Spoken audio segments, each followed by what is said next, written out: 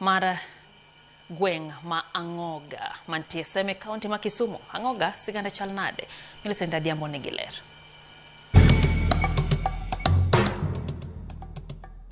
Nyakwaramoge ajwang' machiegni kendo telo machielo. E chenoni mar ng'e gwengewa, ka jumani kalapapla mar ng'e gwenge owuok e kaunti ma Siaya, ofuyo ma obiro piyo e kaunti ma Kisumu e gweng' kata senta ma ong'ere ni Ang'oga mayudore e sub kaunti ma Seme. Ka isewinjo kata iselimo kama iluongo ni Ang'oga, ang'o mabiro e pachi Nyakwaramoge?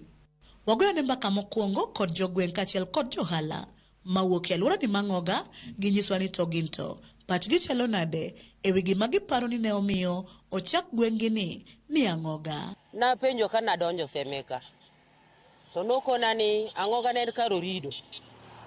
Koth kane goyo malo nikech malo kucha got to pi ridore to pi ng'ogo rech ng'og mube. Koro nochake ni Ang'oga nikech nong'ogo rech. Ang'oga ne en kachako dongo ka ne wan gi daraja miluongo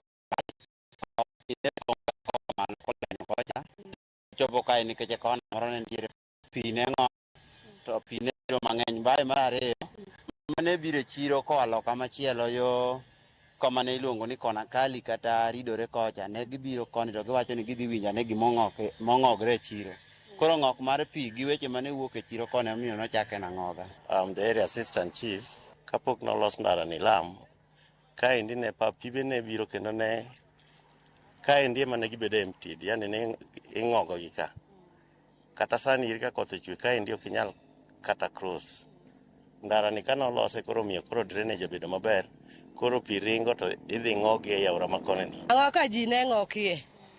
Dhano ne ng'ok mateka teka ni donjo Ang'oga ka te na ng'ok. E koro na penjo ni ang'o momiyo ji ng'oga Ang'oga kae. Koro ni wacho ni olemo ma ne nitie. Koro an kit olemo no to nakia mane ka ni bila to en ng'ok. Ema omiyo nochak na Ang'oga. Ne nitiere gimoro mana ka dichamo to ng'ogi kabisa.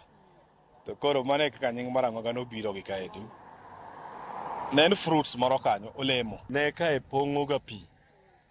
Koro pi ne pong'o wach kacha mawuog oko. Koro pi ne ng'ok. Koro ng'ok ne mano miyo chake na Ang'oga.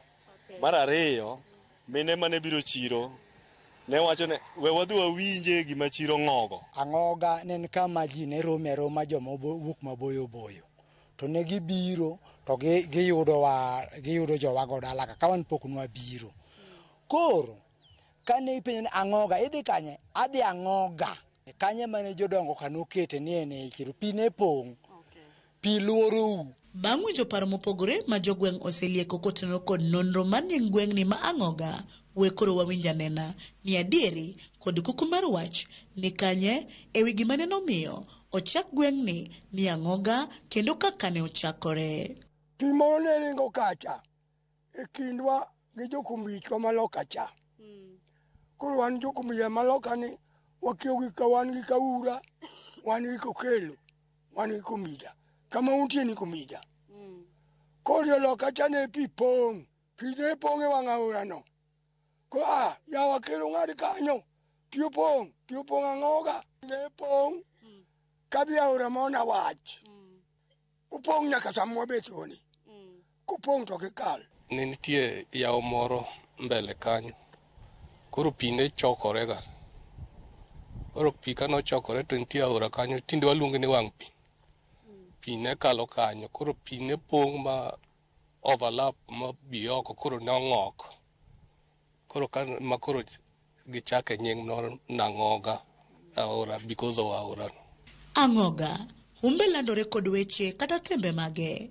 Wahero wach Nyasaye. Puro bende wapuro. Karo ka njugu chiekie kabisa.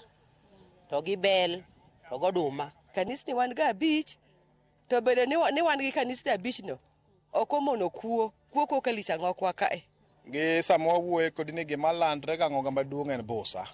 Busa mit kae kabisa. Kendo en busa magolo ji different locations. Nikech busa inyuoyo Ang'oga kaendi. Wan gi karibu clubs adek mopogore opogore.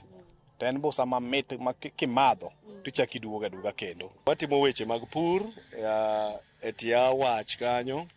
Wapuro nyanya, alot kaachiel gi oduma gi Chon yande wapuro bel, kendo wapuro oganda.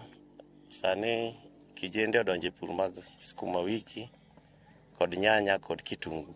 To bende gweng'ni ma Ang'oga osenyuolo dongruok e ngima jodak makae. Kama ber nitie, richo ok nyal kose. Richo nitie nikech johala matindo tindo mana Ang'oga ka.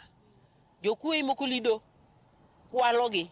Koro duoko dongruok mar Ang'oga ni chien.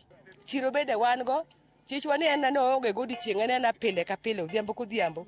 Gima duoko Ang'oga chien kata jing'oke kamano to mana wach kuo ema duoko wa chien ahinya.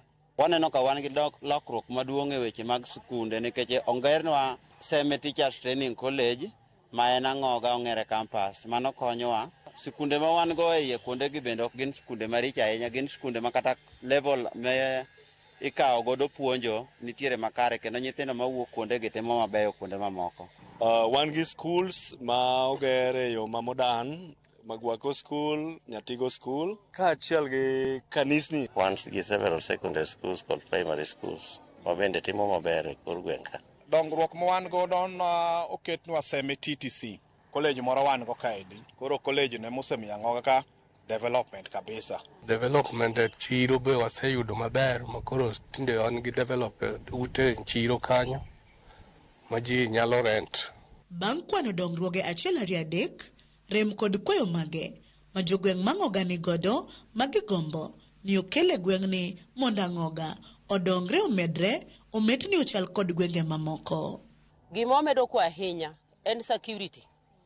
Wan security omed bedi motegno kabisa kendo ji mondo oher ng'ato ji oherre. Nikech ka ok waherore, ka ok waluorore to giwa ok nyadhi mbele. Wan gi bridge moro nego bed ni bridge ma connect Lwala sublocation gi Ang'oga sublocation iluongo ni Bad Ang'oga kata Bad Ang'oga kata Nywang'. Kanyo nego bed ni jo county miyowa kata mana box culvert moko adek mondo mi nyithiwa madhi skul secondary Lwala secondary kocha oyud yo kaka nyalo dhi skul. Area wa mamalo koni waonge gi stima e chiro waka nomiwa floodlight gi jo county to nyaka ne miwago notiyo 6 months kende bang'e no same. Koro nyaka tachwa nokethre, kuo medre, ohala bodoknwa chien nikech waonge taya. Ma mondo omenynwa gweng', omenynwa chiro. Mano te ywak ahinya taya. Kwanyalo yudo police post sani nikech kuo ng'eny Ang'oga ka. Kwanyalo yudo police post mana achiel kuom gima konyalo yudo to Ang'oga nyalo bedo gi chia mano malo. Adwa wacho ne wan gi shida mar stima. No pimnwa last mile. Sani en gimoro higni 3 kapok wanene. Mar ariyo, tiene stima no kwa yudo to ohala biro dhi maber. Wakwayo ni ka sirkal nyalo konyowa kod digital hub, wabed kod wifi connections, mondo kijendewa oyud kaka ginyalo timo gigi digitally. Then another thing, wakwayo modern market. Sani kidhi e chiro mar Ang'oga kanyero, mine loka open air, maka koth obiro to koth goyogi. Koro wakwayo ni sirkal koyie to mandaye ukonywa. Tikelwa seche ma wanie mudo. Wanie pi. Makata neno ok waneno. Osiptal ema wadwaro mondo okelnwa but TTC nikech TTC en kama duong' moting'o all Kenyan students. Koro ka ukelonwa machiegni ka to biro konyowa jodalawa manywanda bor to Ang'oga area insecurity rach temnwa uru. Waskwa sirikal no beefnwa security mondo wayud dongruok because insecurity no emose duoko wa piny ahinya. Mana kamano nyakwara Mogi Ajwangi kanye mwachopo godo e giko matielo makawuono e chenro ni mar ng'e gwengewa. Amor nikech sani kalimbe oteri e sub county ma Seme ei Kisumu e gweng' miluongo ni Ang'oga to ing'eyo gimomiyo Ang'oga nobedo Ang'oga, omiyo kik idhi mabor. Medikete mane wang' jowi mari mar Ramogi nikech ka ema singoni kendo ni juma manyien akelo ni nonro mar gweng' machielo. Erokamano kuom bedo kodwa. Oriti masani. Nyinga Millicent Adhiambo.